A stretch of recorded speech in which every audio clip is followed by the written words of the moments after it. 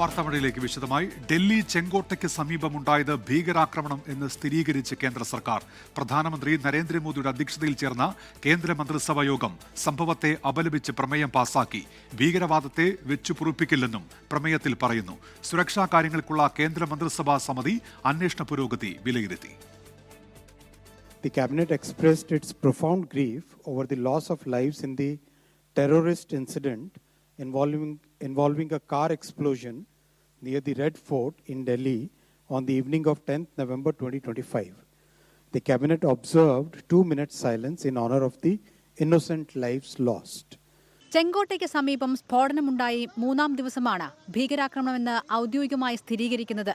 Car സ്ഫോടനം ഭീകരവാദ സംഭവം എന്നാണ് പ്രധാനമന്ത്രി നരേന്ദ്രമോദിയുടെ അധ്യക്ഷതയിൽ ചേർന്ന കേന്ദ്ര മന്ത്രിസഭായോഗം പാസാക്കിയ പ്രമേയത്തിൽ പരാമർശിക്കുന്നത്. സ്ഫോടനത്തിനു പിന്നിൽ രാജ്യവിരുദ്ധ ശക്തികളാണെന്നും പിന്നിൽ പ്രവർത്തിച്ചവരെയും സ്പോൺസർമാരെയും എത്രയും വേഗം കണ്ടെത്തി നിയമത്തിനു മുന്നിൽ കൊണ്ടുവരുമെന്നും പ്രമേയത്തിൽ പറയുന്നു. അന്വേഷണം ഉന്നതതലത്തിൽ സൂക്ഷ്മമായി നിരീക്ഷിക്കുന്നുണ്ടെന്നും കേന്ദ്രമന്ത്രി അശ്വിനി വൈഷ്ണവ്. മന്ത്രിസഭായോഗത്തിന് പിന്നാലെ ചേർന്ന സുരക്ഷാ കാര്യങ്ങളുടെ സമിതി അന്വേഷണ പുരോഗതി വിലയിരുത്തി. പ്രാഥമിക അന്വേഷണത്തിനു ശേഷം ഏജൻസികൾ സമർപ്പിച്ച റിപ്പോർട്ട് ആഭ്യന്തരമന്ത്രി അമിത്ഷാ യോഗത്തിനു മുന്നിൽ വെച്ചു. പ്രാഥമിക ഫോറൻസിക് റിപ്പോർട്ട് വന്ന ശേഷം ഉന്നതതല സമിതി വീണ്ടും യോഗം ചേരും. 24 ഡൽഹി. ഡൽഹി സ്ഫോടനത്തിലെ മുഖ്യപ്രതി ഉമർ നബിയുടെ പേരിൽ രജിസ്റ്റർ ചെയ്ത ചുവന്ന എക്കോ സ്പോർട്ട് കാർ കണ്ടെത്തി. ഡൽഹി പോലീസ് 5 സംഘങ്ങളായി തിരച്ചിൽ നടത്തിയാണ് കാർ കണ്ടെത്തിയത്. അതേസമയം ഡൽഹിയിൽ വൻ ഭീകരാക്രമണത്തിന് ഫരീദാബാദ് സംഘം പദ്ധതിയിട്ടു എന്നാണ് വിവരം.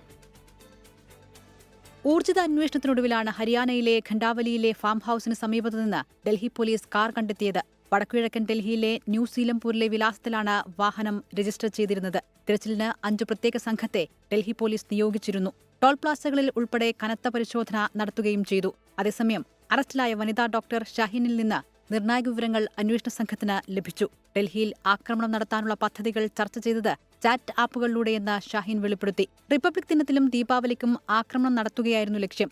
ഡോക്ടർ ഉമർ നബി ഭീകരാക്രമണ പദ്ധതിയെക്കുറിച്ച് ചർച്ച ചെയ്തിരുന്നു. അൽഫല സർവകലാശാലയിലെ ചില ഡോക്ടേഴ്സിനെ സംബന്ധിച്ചും ചോദ്യം ചെയ്യലിൽ ഷഹീൻ നിർണായക വിവരങ്ങൾ നൽകിയെന്നാണ് സൂചന.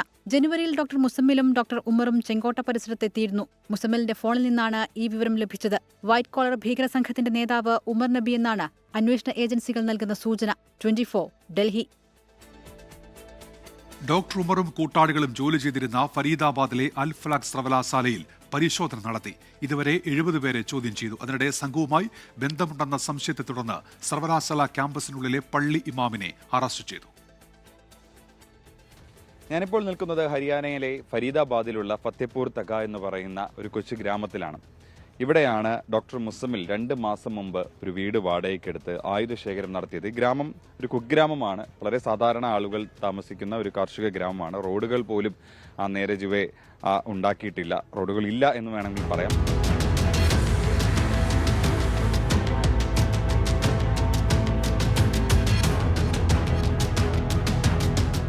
സ്ഫോടക വസ്തുക്കളുടെ അസംസ്കൃത വസ്തുക്കൾ ശേഖരിക്കുന്നതിനും അവ ഒരുക്കുന്നതിനും ജെയ്ഷെ മുഹമ്മദിന് വേണ്ട ലോജിസ്റ്റിക് ഏകോപനത്തിനുമായി ഡൽഹിയിൽ സ്ഫോടനം നടത്തിയ ഡോക്ടർ ഉമറും പിടിയിലായ മറ്റ് ഡോക്ടേഴ്സും പ്രൊഫഷണൽ യോഗ്യതകൾ ദുരുപയോഗം ചെയ്തുവെന്നാണ് കണ്ടെത്തൽ. ഫരീദാബാദ് സംഘവുമായി കൂടുതൽ പേർക്ക് പങ്കുണ്ടോ എന്ന് അന്വേഷണ സംഘം പരിശോധിക്കുന്നു. ഇതാണ് ആ വീട്. 2 മാസം മുമ്പാണ് ഈ വീട് വാടകയ്ക്കെടുത്തത്.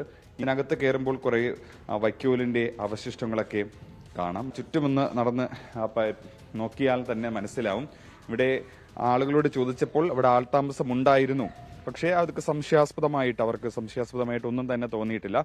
അവർ രാത്രി ഉറങ്ങും. രാത്രി ഇനി മറ്റാരെങ്കിലും ഒക്കെ വന്നു പോയിട്ടുണ്ടോ എന്ന് ഗ്രാമത്തിലുള്ളവർക്ക് അറിവില്ല എന്നാണ് പറഞ്ഞത്. സ്ഫോടനത്തിന് ഡോക്ടർ ഉമർ നബി ഉപയോഗിച്ച I-20 കാർ തിങ്കളാഴ്ച പുലർച്ചെ വരെ ക്യാമ്പസിനുള്ളിൽ പാർക്ക് ചെയ്തു. ചെങ്കോട്ട സ്ഫോടനവുമായി ബന്ധമില്ലെന്ന് അൽഫല സർവകലാശാലയും വിശദീകരിച്ചു. ജെയ്ഷെ മുഹമ്മദിന്റെ ഭീകര ശൃംഖലയെ പിന്തുണയ്ക്കുന്നതിൽ മെഡിക്കൽ പ്രൊഫഷണലുകൾ നിർണായക പങ്ക് വഹിച്ചിരുന്നതായാണ് അന്വേഷണ സംഘത്തിന്റെ കണ്ടെത്തൽ. ഇവരെ കൂടാതെ മറ്റാർക്കെങ്കിലും പങ്കുണ്ടോ എന്നും അന്വേഷണം പൂർത്തിയാകുമ്പോൾ വ്യക്തമാകും. ഫരീദാബാദിൽ നിന്നും മോഹൻകുമാറിനൊപ്പം അജീഷ് ജയകുമാർ, 24. ഇപ്പോൾ ഒരു വാർത്ത വരുന്ന വിതുരയിൽ കാട്ടാന ഇറങ്ങിയെന്നതാണ്. വിതുര കല്ലാർ മേഖലയിലെ ജനവാസ കേന്ദ്രത്തിൽ കാട്ടാന എത്തി. 2 ആഴ്ച മുമ്പും ഇവിടെ കാട്ടാനയുടെ സാന്നിധ്യമുണ്ടായിരുന്നു. ഫോറസ്റ്റ് ഉദ്യോഗസ്ഥർ കാട്ടാനയെ അന്ന് കാട് കയറ്റിയതാണ്. പക്ഷേ ഇപ്പോൾ വീണ്ടും തിരികെ എത്തിയിരിക്കുന്നു. വനംവകുപ്പിനെതിരെ പ്രതിഷേധവുമായി അവിടെ നാട്ടുകാർ രംഗത്തെത്തിയെന്നാണ് റിനു ശ്രീധർ അറിയിക്കുന്നത്. PM-ശ്രീ പദ്ധതി മരവിപ്പിക്കണമെന്നാവശ്യപ്പെട്ട് സംസ്ഥാന സർക്കാർ കേന്ദ്രത്തിന് കത്തയച്ചു. കത്ത് വൈകുന്നതിൽ അതൃപ്തി അറിയിച്ച് CPI മന്ത്രിമാർ മുഖ്യമന്ത്രിയെ കണ്ടതിന് പിന്നാലെയാണ് നടപടി. കത്തയച്ച വാർത്ത 24 പുറത്തുവിട്ടതിന് പിന്നാലെ വിദ്യാഭ്യാസ മന്ത്രി വി ശിവൻകുട്ടി ഇക്കാര്യം സ്ഥിരീകരിച്ചു. CPI കലാപക്കൊടി ഉയർത്തിയതോടെ LDF-ൽ രാഷ്ട്രീയ പ്രതിസന്ധി ഉണ്ടാക്കിയ PM-ശ്രീ പദ്ധതി വിവാദത്തിലെ പ്രധാന ഒത്തുതീർപ്പ് വ്യവസ്ഥയായിരുന്നു കത്തയക്കൽ. മന്ത്രിസഭാ തീരുമാനം വന്ന് 13 ദിവസം കഴിയുമ്പോഴാണ് കേന്ദ്രത്തിന് കത്തയക്കണമെന്ന വ്യവസ്ഥ പാലിക്കുന്നത്.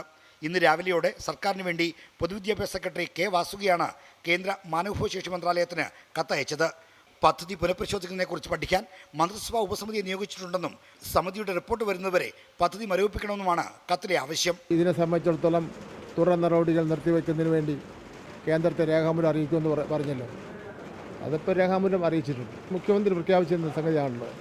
ബാക്കി കാര്യങ്ങളൊക്കെ തന്നെ ഉപസമിതി കൂടി ആലോചിക്കും.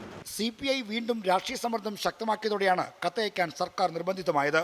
മന്ത്രിസഭാ തീരുമാനമെടുത്ത് 2 ആഴ്ചയായിട്ടും കത്തയക്കാത്തിൽ അതൃപ്തി അറിയിച്ച് CPI മന്ത്രിമാർ ഇന്ന് രാവിലെ മുഖ്യമന്ത്രിയെ കണ്ടിരുന്നു. ഇതിന് പിന്നാലെയാണ് കത്തയക്കൽ നടപടികൾക്ക് വേഗം കൈവന്നത്. CPI പറഞ്ഞു സംശയമൊന്നും ആർക്കും വേണ്ട, കത്തയക്ക് വന്നു. ആ കത്ത് ഇപ്പോൾ അയച്ചിരിക്കുന്നു. നിങ്ങളുടെ എല്ലാം ആശങ്ക അസ്ഥാനത്താണ് എന്ന കാര്യം തെളിയിക്കപ്പെട്ടിരിക്കുന്നു. കമ്മ്യൂണിസ്റ്റ് പാർട്ടിയുടെ അഭിപ്രായത്തിൽ ഇത് ഉറപ്പിച്ചു പറയട്ടെ, വീണ്ടും LDF രാഷ്ട്രീയത്തിൻ്റെ വിജയമാണ്. പദ്ധതി മരവിപ്പിക്കണമെന്നാവശ്യപ്പെട്ടുള്ള സംസ്ഥാനത്തിന്റെ കത്തിനോട് കേന്ദ്രം എന്ത് നിലപാട് സ്വീകരിക്കുമെന്നതാണ് നിർണായകമായ കാര്യം. R. ശ്രീജിത്ത്, 24 തിരുവനന്തപുരം. അച്ചടക്ക നടപടി നേരിടുന്ന N. പ്രശാന്ത് IAS-ന്റെ സസ്പെൻഷൻ വീണ്ടും നീട്ടി. 6 മാസത്തേക്ക് കൂടി സസ്പെൻഷൻ നീട്ടി ചീഫ് സെക്രട്ടറി ഉത്തരവിറക്കി. വിവരങ്ങളുമായി റാഫി കരീം ചേരുന്നുണ്ട് കൊച്ചിയിൽ നിന്ന്. റാഫി, വിവരങ്ങൾ. 6 മാസത്തേക്ക് കൂടിയാണ് പുതിയ അച്ചടക്ക നടപടിയുടെ ഭാഗമായി N. പ്രശാന്ത് IAS-ന്റെ സസ്പെൻഷൻ നീട്ടിയിരിക്കുന്നത്. ഇന്നലെയാണ് ഇതുമായി ബന്ധപ്പെട്ടുകൊണ്ട് ചീഫ് സെക്രട്ടറിയുടെ പുതിയ ഉത്തരവിറങ്ങിയത്. ഈ ഉത്തരവിൽ പ്രധാനമായും പറയുന്നത് പുതിയൊരു അച്ചടക്ക നടപടി N. പ്രശാന്തിനെതിരെ സ്വീകരിച്ചിരിക്കുന്നു എന്നുള്ളതാണ്. ഇതിൻ്റെ ഭാഗമായി അടുത്ത വർഷം മെയ് 4 വരെ N. പ്രശാന്തിൻ്റെ സസ്പെൻഷൻ നീട്ടുന്നു എന്നുള്ളതാണ്. ഒപ്പം തന്നെ ഈ കഴിഞ്ഞ ദിവസമാണ്, അതായത് 11-ാം തീയതിയാണ് N. പ്രശാന്ത് സസ്പെൻഷനിലായിട്ട് 1 വർഷം തികഞ്ഞത്. സർവീസ് ചട്ടപ്രകാരം 1 വർഷത്തിലധികം ഒരു IAS ഉദ്യോഗസ്ഥനെ വലിയ കുറ്റകൃത്യങ്ങളില്ലെങ്കിൽ, അതായത് അഴിമതിയോ മറ്റ് ക്രിമിനൽ കുറ്റങ്ങളോ ഇല്ലെങ്കിൽ സസ്പെൻഷനിൽ നിർത്താൻ കഴിയില്ല. ഇത് മറികടക്കാൻ വേണ്ടിയാണ് പുതിയൊരു അച്ചടക്ക ലംഘനത്തിന്റെ പേരിൽ പുതിയ സസ്പെൻഷൻ ഓർഡർ പുറത്തിറങ്ങിയത് എന്നുള്ളതാണ് പ്രധാനപ്പെട്ട ഒരു ആരോപണമുള്ളത്. കേന്ദ്ര പേഴ്സണൽ മന്ത്രാലയത്തിൽ നിന്നുള്ള അനുമതി വാങ്ങിയ ശേഷമാണ് N. പ്രശാന്തിനെതിരെ ഇപ്പോൾ നടപടിയെടുത്തിരിക്കുന്നത്. നേരത്തെ ഈ മുൻപ് ഇപ്പോഴത്തെ ചീഫ് സെക്രട്ടറിയും ജയതിലകിനെതിരെ പലതരത്തിലുള്ള ആരോപണങ്ങളും ഒപ്പം തന്നെ വിമർശനങ്ങളും ഉന്നയിച്ചതിന്റെ പേരിലായിരുന്നു N. പ്രശാന്തിനെതിരെ നടപടി സ്വീകരിച്ചത്. ഈ നടപടി 6 മാസം പൂർത്തിയായപ്പോൾ റാഫി കരീമാണ് വിവരങ്ങൾ നൽകിയത് കൊച്ചിയിൽ നിന്ന്. തിരുവനന്തപുരം വിതുരയിൽ കാട്ടാനിറങ്ങി. വിതുര കല്ലാർ മേഖലയിലെ ജനവാസ കേന്ദ്രത്തിലാണ് കാട്ടാനിറങ്ങിയത്. റിനു ശ്രീധറുണ്ട് ഇപ്പോൾ. റിനു, ഈ ആനയെ കാട് കയറ്റിയിട്ടുണ്ടോ? വിവരങ്ങൾ. ഉന്മേഷ, തിരുവനന്തപുരം വിതുര മണലി മേഖലയിൽ വലിയ രീതിയിൽ കാട്ടാന ശല്യം രൂക്ഷമായ സ്ഥലം കൂടിയാണ്. കഴിഞ്ഞ കുറച്ച് ദിവസങ്ങൾക്ക് മുമ്പ്, ഏകദേശം 2 ആഴ്ച മുൻപ് വനം വകുപ്പ് ഒരു ദൗത്യം ഏറ്റെടുക്കുകയും മണലി ജനവാസ മേഖലയിൽ പ്രശ്നം സൃഷ്ടിച്ച കാട്ടാനയെ 15 കിലോമീറ്റർ അകലെ കല്ലാർ പട്ടാണിത്തൂർ മേഖലയിലേക്ക് കാട് കയറ്റി വിടുകയും ചെയ്തിരുന്നു. ജനങ്ങൾ വലിയ രീതിയിൽ പ്രതിഷേധമുയർത്തുകയും തുടർന്നാണ് ഈ ദൗത്യം ഏറ്റെടുക്കുകയും ചെയ്തത്. അതിനുശേഷം ഈ കാട്ടാന പ്രദേശത്തേക്ക് എത്തില്ല എന്നുള്ളത് ഉറപ്പ് വനം വകുപ്പ് നൽകിയിരുന്നു. പക്ഷേ ഇന്ന് ഉച്ചയോടുകൂടി ഈ കാട്ടാന തിരികെ എത്തുന്ന സാഹചര്യമാണ് ഉണ്ടായത്. കഴിഞ്ഞ ദിവസങ്ങളിൽ തലത്തൂതക്കാവ്, അതുപോലെ തന്നെ കല്ലൻകുടി എന്നീ പ്രദേശങ്ങളിൽ ഈ കാട്ടാന എത്തുന്ന ഒരു സാഹചര്യമാണ് ഉണ്ടായത്. കല്ലൻകുന്ന്, ആറ്റിൻമൺപുറം മേഖലയിലും ഈ കാട്ടാന ചുറ്റിത്തിരിയുന്ന ഒരു സാഹചര്യമാണ് ഉണ്ടായത്. പക്ഷേ ഈ ഫോറസ്റ്റ് അധികൃതരുടെ ഉറപ്പ് പാലിച്ചില്ല. അവരുടെ ദൗത്യം പരാജയമായി എന്നുള്ളതാണ് ഇപ്പോൾ നാട്ടുകാർ പറയുന്നത്. 2 ദിവസം മുമ്പും ഈ തലത്തൂതക്കാവ് പ്രദേശത്തിൽ കാട്ടാന ചുറ്റി സഞ്ചരിച്ചു എന്നുള്ള ഒരു കാര്യവും നാട്ടുകാർ പറയുന്നുണ്ട്.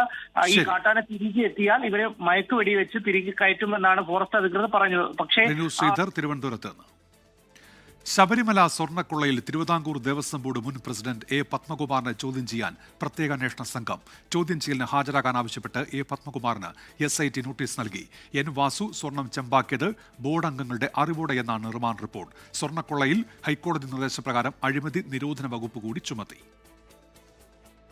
ശബരിമല സ്വർണ്ണക്കൊള്ളയിൽ തിരുവിതാംകൂർ ദേവസ്വം ബോർഡ് മുൻ പ്രസിഡന്റ് N. വാസുവിന്റെ പങ്ക് വ്യക്തമാക്കുന്നതാണ് റിമാൻഡ് റിപ്പോർട്ട്. സ്വർണ്ണക്കൊള്ളയ്ക്ക് N. വാസു ഒത്താശ ചെയ്തു. സ്വർണം ചെമ്പാക്കിയത് ബോർഡ് അംഗങ്ങളുടെ അറിവോടെയെന്നും റിപ്പോർട്ടിലുണ്ട്. അതേസമയം മുൻ പ്രസിഡന്റ് എ പത്മകുമാറിനെ അധികം വൈകാതെ ചോദ്യം ചെയ്യാനാണ് SIT നീക്കം. ഹാജരാകാൻ ആവശ്യപ്പെട്ട എ പത്മകുമാറിന് നോട്ടീസ് നൽകിയെങ്കിലും സാവകാശം തേടിയതായാണ് വിവരം. ശബരിമല സ്വർണ്ണക്കൊള്ളയിൽ അഴിമതി നിരോധന വകുപ്പുകൾ ചുമത്തി. ഹൈക്കോടതി നിർദ്ദേശപ്രകാരമാണ് നടപടി. ഈ സാഹചര്യത്തിൽ കേസ് കൊല്ലം വിജിലൻസ് കോടതിയിലേക്ക് മാറ്റും. 24 തിരുവനന്തപുരം, പത്തനംതിട്ട. ശബരിമല മണ്ഡലകാലത്തിന്റെ ഒരുക്കങ്ങളിൽ നിർദ്ദേശവുമായി ഹൈക്കോടതി ദേവസ്വം ബെഞ്ച്. ഭക്തർക്ക് അടിസ്ഥാന സൗകര്യം ഉറപ്പാക്കണമെന്നും ശുചിമുറികളുടെ എണ്ണം കൂട്ടണമെന്നുമാണ് നിർദ്ദേശം. മേൽശാന്തിമാർക്കൊപ്പമെത്തുന്ന സഹായികളുടെ വിവരങ്ങൾ നൽകാൻ ദേവസ്വം ബോർഡ് സാവകാശം തേടി. ശബരിമലയിൽ രാസകുങ്കുമ വിൽപ്പന നിരോധിച്ച കോടതി ഉത്തരവ് ചോദ്യം ചെയ്തുള്ള ഹർജി ദേവസ്വം ബെഞ്ച് തള്ളി. പരിസ്ഥിതി പ്രശ്നങ്ങളും ഭക്തരുടെ ആരോഗ്യവും പരിഗണിച്ചാണ് ഹൈക്കോടതിയുടെ തീരുമാനം. തിരുവനന്തപുരം കോർപ്പറേഷനിൽ CPIM-ന് തലവേദനയായി വിമതശല്യം. 3 വാർഡുകളിലാണ് ലോക്കൽ കമ്മിറ്റി അംഗങ്ങൾ ഉൾപ്പെടെ മത്സരത്തിന് ഇറങ്ങിയിരിക്കുന്നത്. തദ്ദേശ തെരഞ്ഞെടുപ്പ് അടുത്തിരിക്കെ CPIM-ന് വെട്ടിലാക്കിയാണ് പാർട്ടി അംഗങ്ങൾ തന്നെ രംഗത്തെത്തിയത്. ജയസാധ്യത കുറഞ്ഞ സ്ഥാനാർത്ഥികളെ നിർത്തി കോർപ്പറേഷനിൽ BJPക്ക് വോട്ട് മറിക്കാൻ ധാരണയെന്നാണ് ചെമ്പഴന്തി ലോക്കൽ കമ്മിറ്റി അംഗം ആനി അശോകന്റെ വെളിപ്പെടുത്തൽ. പ്രത്യുപകാരമായി നിയമസഭാ തിരഞ്ഞെടുപ്പിൽ BJP കടകംപള്ളിക്ക് വോട്ട് നൽകുമെന്നും ആനി അശോകൻ 24-നോട് പറഞ്ഞു. കഴക്കൂട്ടം MLA-യും മുൻ മന്ത്രിയുമായ കടകംപള്ളി സുരേന്ദ്രനാണ് കരുനീക്കങ്ങൾക്ക് പിന്നിൽ. കടകംപള്ളി ഇപ്പോൾ സ്ഥാനാർത്ഥി നിർണ്ണയം കഴിഞ്ഞ പ്രാവശ്യം അതേപോലെ തന്നെ ഇപ്പോഴും അതേപോലെ തന്നെ സ്ഥാനാർത്ഥി നിർണ്ണയം നടത്തുന്നത് BJPക്ക് അനുകൂലമായിട്ടാണ്. എന്ന് വെച്ചാൽ ആ സഖാവ് MLA ആയിട്ട് മത്സരിക്കുമ്പോൾ ഇഷ്ടം പോലെ വോട്ട് കിട്ടുകയും നമ്മൾ ഈ കോർപ്പറേഷൻ തെരഞ്ഞെടുപ്പിൽ മത്സരിക്കുന്ന സ്ഥാനാർത്ഥികളെല്ലാം തോക്കുന്ന ഒരു അവസ്ഥയുണ്ട്. സമാന ആരോപണം കടകംപള്ളിക്കെതിരെ ഉന്നയിച്ചാണ് ലോക്കൽ കമ്മിറ്റി അംഗം ശ്രീകണ്ഠൻ ഉള്ളൂരിൽ വിമത സ്ഥാനാർത്ഥിയാകാൻ ഒരുങ്ങുന്നത്. വാഴോട്ടുകോണം വാർഡിൽ തഴഞ്ഞതോടെ പാർട്ടിക്കെതിരെ ലോക്കൽ കമ്മിറ്റി അംഗം KV മോഹനനും രംഗത്തു വന്നു. പക്ഷേ ഇങ്ങനൊരു സാഹചര്യം എന്നെ കൊണ്ടെത്തിച്ചതിൽ നമ്മുടെ പ്രാദേശിക പാർട്ടി, ഞാൻ പാർട്ടിയെ കുറ്റം പറയുന്നില്ല, പാർട്ടി നല്ല സ്റ്റാൻഡാണ് എടുക്കുന്നത്. എപ്പോഴും എൻ്റെ മത്സരം ഉപയോഗപ്പെടുമെങ്കിൽ അങ്ങനെ പാർട്ടി രക്ഷപ്പെടുകയാണെങ്കിൽ രക്ഷപ്പെടട്ടെ എന്ന് മാത്രമാണ് എനിക്ക് പറയാനുള്ളത്. അതേസമയം വിമത സ്ഥാനാർത്ഥികളെ അനുനയിപ്പിക്കാനുള്ള ശ്രമം CPM തുടങ്ങിക്കഴിഞ്ഞു. 24 തിരുവനന്തപുരം. വർത്തമാന പൂർത്തിയാകുന്നു. നമസ്കാരം. ലോകത്തെവിടെയായാലും ഏത് സമയത്തും 24 വാർത്തകളും ഓഗ്മെന്റഡ് റിയാലിറ്റി പാക്കേജുകളും എക്സ്പ്ലെയിനറുകളും വിശദമായി കാണാൻ ഞങ്ങളുടെ YouTube ചാനൽ നിങ്ങൾക്ക് സബ്സ്ക്രൈബ് ചെയ്യാം.